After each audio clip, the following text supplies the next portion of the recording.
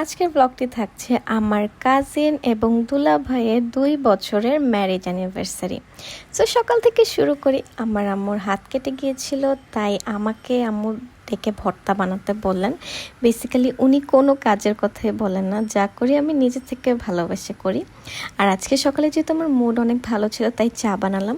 Basically আমার mood of থাকলে আমি একদমই চা বানাই না। আর মনটা ফুরফুরে ছিল, 9টা বাজে ঘুম থেকে উঠেছি, মানে খুব আর্লি উঠেছি, 9টা না 8:30 বাজে। সো ভাবলাম একটু চা খাই, নাস্তা করি। দেন আমি ঘরে একটু কাজ করেছি, নিজে থেকেই করি। আমার আম্মা কিচ্ছু বলে না করতে। সুচর একটু খাইতে দিলাম, ও বলতেছে ভালো হয় নাই।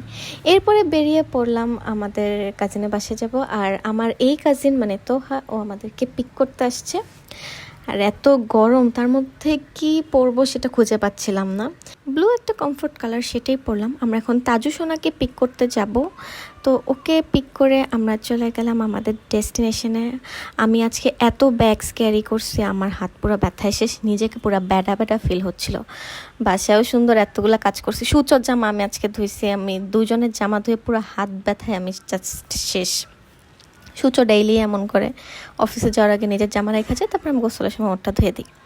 যাই হোক, পরে থেকে জন্য ধুয়ে দিই। যাওয়ার পরে তো আমার মাথার টনটনানি গরমে আর এত ক্ষুধা লেগে গিয়েছিল, এর জন্য যেই খেতে বসে পড়লাম। তো সবার সাথে আড্ডা হলো, মজা হলো, রোস্ট, তারপরে কালাভুনা, এগুলা যত কিছুই ছিল। নর্মাল গরুর মাংস ছিল, সব বড় মামি রান্না করছে। অনেক মজা হয়েছে রোস্টটা। আর রোস্টের সাইজটা খুব ভালো ছিল, মানে আমার বেশি মাংসলার ঠ্যাং একদম পছন্দ না। তো কালার এতই ভালো হয়েছে আর এতই মজা হয়েছে, আমি 2টা নিছি। আর একটা সিক্রেট বলি, সেটা হচ্ছে যে ঠ্যাংটা নিয়েছিলাম, ঠ্যাংয়ের উপরের পোর্শন আমি অর্ধেককে সূচকে দিয়ে দিয়েছি। আর বুকের যে পিসটা ছিল সেটারও হাড্ডি গুড্ডি রেখা মাংসের সাইডটুকু আম্মাকে দিয়ে দিয়েছি। তারপরে আর এরপরে এরা কেকস রিসিভ করলো। আর একটু কাজে বাইরেও গিয়েছিলাম। আসার পরে আমি তো পা কেটে অবস্থা কি, যে আমি এত ক্লামসি, খাটের উপর পড়ছি ভাবা যায়। আর আমি সারাদিন ঠাস ঠুস করে হাতে বাড়ি খাবো, পায়ে বাড়ি খাবো, খাটে উঠতে যাওয়ার সময় বাড়ি খাবো, সব জায়গায় বাড়ি খেয়ে লাল নীল হলুদ সবুজ হয়ে থাকে।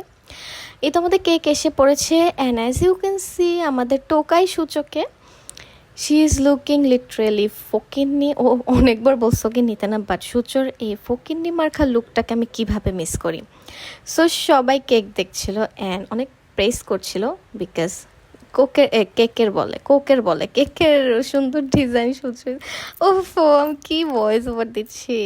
আচ্ছা, এটা হচ্ছে গিয়ে গিফটস, মানে আমার ইদানিং ভয়েস ওভার দিতে এত আলসেমি লাগে। এখন বলতে পারো এই যেটা আমার কাজিন, ওরই হচ্ছে অ্যানিভার্সারি। 2 বছর আগে যে বিয়ে হয়েছে, ওইটার আমি ব্লগও অনেক আগে শেয়ার করেছি, না দেখে থাকলে আমি আবার লিঙ্ক দিয়ে দিব নে। ওই টাইমও বেশ গরম ছিল। ওকে, যাই হোক, যেটা বলছিলাম, বাসা ভর্তি পোলাপাইন। এই যে দুলাভাই ভিডিও কলে, আমার দুলাভাই কানাডাতে থাকেন। আর দুলাভাই, আপনি শুনে রাখেন, আপনাকে কিন্তু গতকালকে আমি অনেক মিস করছি, মাঝে মধ্যে আপনাকে অনেক মিস করি। আর এই কথাটা শুনলে আমার দুলাভাই অনেক বেশি খুশি হবেন, বাট মন থেকেই বলতেছে অনেক মিস করছি তাকে। আর আপুর শ্বশুর শাশুড়ি মারা গিয়েছেন, তাদের জন্য সবাই দোয়া করেন। তো তোহা তামিম হচ্ছে এই গিফটটা আনছে। তামিম মানে ছোটটা খুবই শখ করে, নিজে পছন্দ করে তার বড় আপুর জন্য অনেক সুন্দর সুন্দর গিফটস কিনছে মাশাল্লাহ। আর এইটা আমার আম্মুর পক্ষ থেকে। এটা মেবি না, এটা ওভেনই। আর এটা মেবি তামিম দিয়েছিল, আমার না মনে নাই। আমি লিটারেলি কালকে ভিডিও করতে করতে হাঁপাই গেছি। কেমন লাগতাছে বল? ভালো, একদমই না। কেন? হ্যাঁ, আমি আসছি দেখা তোমার ভালো লাগতেছে না? আহারে, সুন্দর হয়েছে রে তামিম। তামিমের গিফট আনবক্সিং ডান। এই গ্লাসটাও তামিম আনছে। সবাই দেখো, সবাই প্রশংসা করবা। প্রশংসা করার মতোই, বাচ্চাটা অনেক সুন্দর গিফট আনছে। তামিমের গিফটটা বেস্ট ছিল। আর এটা আনছে অতু তরফ থেকে, মানে মেজু খালামনির তরফ থেকে গ্যালাস। এই গ্যালাসে করে আমরা কোক খাবো না নেক্সট টাইম গেলে। এরপরে বহুত কিছু আনবক্সিং করার আছে। আমার তো ভয়েস ওভার দিতে আলসামি লাগতেছে। আমি আবার এখন একটা টিভি শো দেখতে যাবো, সূর্য আমার আশে বসে আছে। আচ্ছা চলো এখন দেখি বড় বাক্সের ডিব্বাটার মধ্যে কি রয়েছে। এটা আমার আম্মু, দেখো শি ইজ ভেরি হ্যাপি, সবাই মাশাল্লাহ বলতে ভুলবে না।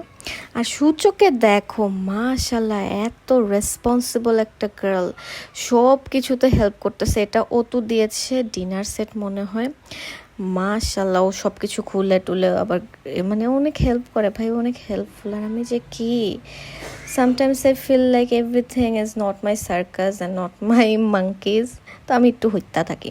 যাই হোক, এখন কে খাবা কে খাবা কে খাবা কেক। কেকটা মাশাল্লাহ অনেক মজা করে খাইছি। আর এত গরম।